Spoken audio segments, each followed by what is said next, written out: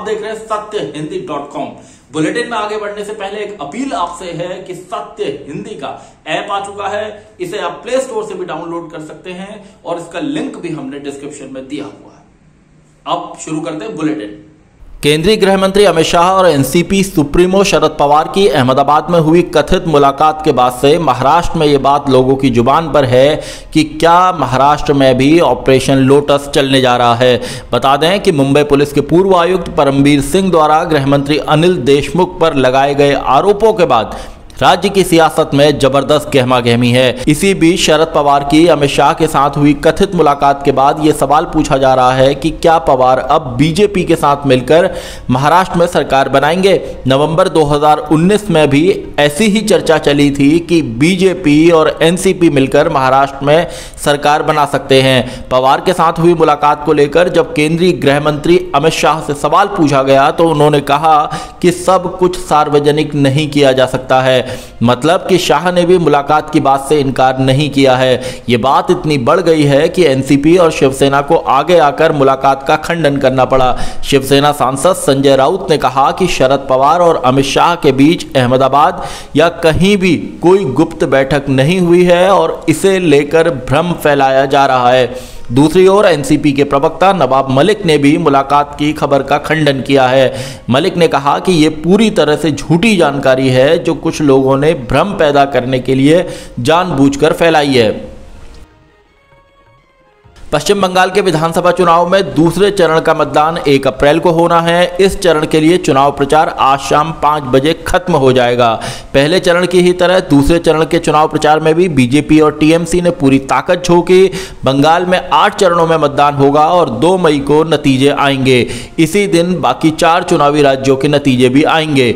दूसरे चरण में नंदीग्राम सीट पर भी मतदान होना है। इस सीट पर मुख्यमंत्री ममता बनर्जी और उनकी सरकार में मंत्री रहे और अब बीजेपी के उम्मीदवार शुभेंदु अधिकारी आमने सामने हैं। ममता ने सोमवार को नंदीग्राम में व्हील चेयर पर कई किलोमीटर लंबा रोड शो किया और लोगों से वोट मांगे। दूसरी ओर शुभेंदु अधिकारी ने भी जमकर चुनाव प्रचार किया और मंगलवार को केंद्रीय गृह मंत्री अमित शाह भी यहां पहुंचेंगे और उनके समर्थन में जनसभा करेंगे। मुकेश अंबानी के घर एंटीलिया के बाहर से बरामद स्कॉर्पियो से विस्फोटक मिलने के मामले में एनआईए के हाथ एक बड़ा सबूत लगा है। एंटीलिया के बाहर एक दुकान में लगे सीसीटीवी कैमरे की फुटेज की जांच के दौरान ये पता चला है कि 25 फरवरी को स्कॉर्पियो खड़ी करने के बाद सचिन वाजे उसमें धमकी भरा लेटर डालना भूल गया था। ये बात खुद सचिन वाजे ने एनआईए के अधिकारियों को पूछताछ में बताई है। दरअसल कुछ दूर जाने के बाद वाजे को ये पता लगा कि वो धमकी भरा लेटर स्कॉर्पियो में रखना भूल गया है। इसके बाद वो फिर से मौके पर पहुंचा और स्कॉर्पियो में लेटर को रखा और उसकी यही करतूत उसके जी का जंजाल बन गई। एनआईए के सूत्रों की माने तो वाजे से यहीं पर चूक हुई। स्कॉर्पियो में लेटर रखने के दौरान और वहां से निकलने के दौरान वो पास की एक दुकान के सीसीटीवी कैमरे में कैद हो गया। वाजे ने उस समय सफेद रंग का ढीला कुर्ता पायजामा पहना था और सिर को रुमाल से ढका हुआ था। एनआईए वाजे से लगातार पूछताछ कर रही है। बीते 24 घंटों में कोरोना की रफ्तार पर थोड़ा ब्रेक तब लगा जब संक्रमण के मामलों का आंकड़ा 60,000 से नीचे रहा। हालांकि जो नया आंकड़ा है वो भी चिंतित करने वाला ही है। बीते 24 घंटों में संक्रमण के 56,211 नए मामले सामने आए और 271 लोगों की मौत हुई। इससे पहले दिन संक्रमण के 68,000 से ज्यादा मामले सामने आए थे। महाराष्ट्र में भी बीते दिन के मुकाबले संक्रमण के मामले कम आए और ये आंकड़ा 31,643 रहा, जबकि बीते दिन ये आंकड़ा 40,414 था। महाराष्ट्र में अब तक 54,283 लोगों की कोरोना वायरस से मौत हो गई है। महाराष्ट्र में हर दिन 1.5 लाख से ज़्यादा टेस्ट किए जा रहे हैं। इसके अलावा गुजरात, पंजाब, मध्य प्रदेश, दिल्ली, तमिलनाडु, छत्तीसगढ़, कर्नाटक, हरियाणा और राजस्थान से बढ़े हुए मामले सामने आ रहे हैं। महाराष्ट्र में लॉकडाउन लगाने को लेकर ठाकरे सरकार पूरी तरह तैयार है और इस बारे में अफसरों को जरूरी तैयारी करने के निर्देश दे दिए गए हैं।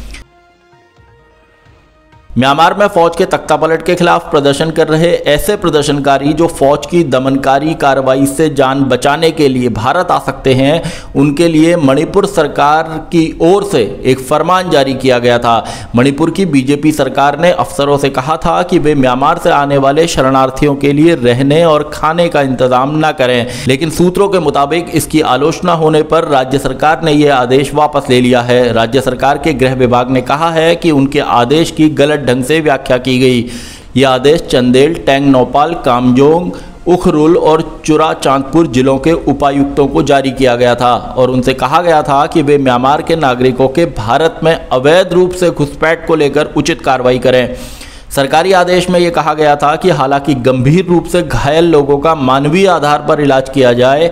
मणिपुर सरकार ने अफसरों के साथ ही सामाजिक संगठनों से भी कहा था कि वे इन लोगों के लिए किसी तरह के कैंप न लगाएं और न ही उन्हें भोजन पानी उपलब्ध कराएं। कोरोना महामारी के संकट से जूझ रहे महाराष्ट्र में लॉकडाउन को लेकर सियासत होने लगी है। मुख्यमंत्री उद्धव ठाकरे लॉकडाउन लगाने के लिए तैयार हैं, लेकिन उनकी सरकार में सहयोगी एनसीपी और विपक्षी दल बीजेपी इसके विरोध में है। महाराष्ट्र में बीते कुछ दिनों से लगातार 30,000 से ज्यादा केस आ रहे हैं और बीते दिन यह आंकड़ा 40,000 को पार कर गया था। इसी को देखते हुए उद्धव ठाकरे ने अधिकारियों को पूर्ण लॉकडाउन के लिए तैयारियों की समीक्षा करने को कहा था। मुख्यमंत्री का कहना था कि राज्य में लोग कोरोना गाइडलाइंस का पालन नहीं कर रहे हैं। महाराष्ट्र सरकार में मंत्री और एनसीपी के नेता नवाब मलिक ने न्यूज एजेंसी ANI से बातचीत में कहा है कि अगर लोग नियमों का पालन करें तो लॉकडाउन को टाला जा सकता है। महाराष्ट्र बीजेपी का कहना है कि कोरोना को रोकने के लिए लॉकडाउन कोई उपाय नहीं है और इसे लगाने का विरोध किया जाएगा। हालांकि अभी पूरे राज्य में नाइट कर्फ्यू लगा हुआ है। जम्मू कश्मीर के सोपोर में नगर पालिका परिषद में सोमवार को हुए आतंकी हमले में 2 पार्षदों की मौत हो गई है। इस आतंकी हमले में 3 लोग अपनी जान गंवा चुके हैं। हमले में एक जवान भी शहीद हो गया था। नगर पालिका परिषद के ऑफिस में पार्षदों की मीटिंग पर आतंकी हमला हुआ था। इस हमले की जिम्मेदारी आतंकी संगठन द रेजिस्टेंस फोर्स ने ली है। सोपोर में जिस जगह ये आतंकी हमला हुआ उसके पास में ही एक स्कूल भी है। हमले के कारण बच्चे भी काफी देर तक स्कूल में फंसे रहे और उनके माता पिता इससे बेहद परेशान रहे। महाराष्ट्र के नांदेड़ में पुलिसकर्मियों पर हमले की घटना हुई है। इस हमले में 4 पुलिस वाले गंभीर रूप से घायल हो गए हैं। बताया गया है कि कोरोना संक्रमण के चलते सिख समुदाय के लोगों को होली के दिन जुलूस निकालने की इजाजत नहीं दी जा रही थी। इसी बात से नाराज होकर कुछ सिखों की भीड़ गुरुद्वारे से निकलकर पुलिसकर्मियों पर टूट पड़ी और उन्होंने पुलिसकर्मियों पर हमला कर दिया और उनकी गाड़ियां भी तोड़ दी। इस मामले में मुकदमा दर्ज कर लिया गया है और 18 लोगों को हिरासत में लिया गया है। अभी तक की खबरों के लिए बुलेटिन में इतना ही। बाकी खबरों के लिए बने रहिए सत्यहिंदी.com के साथ। सत्य हिंदी का ऐप डाउनलोड करें गूगल प्ले स्टोर पर।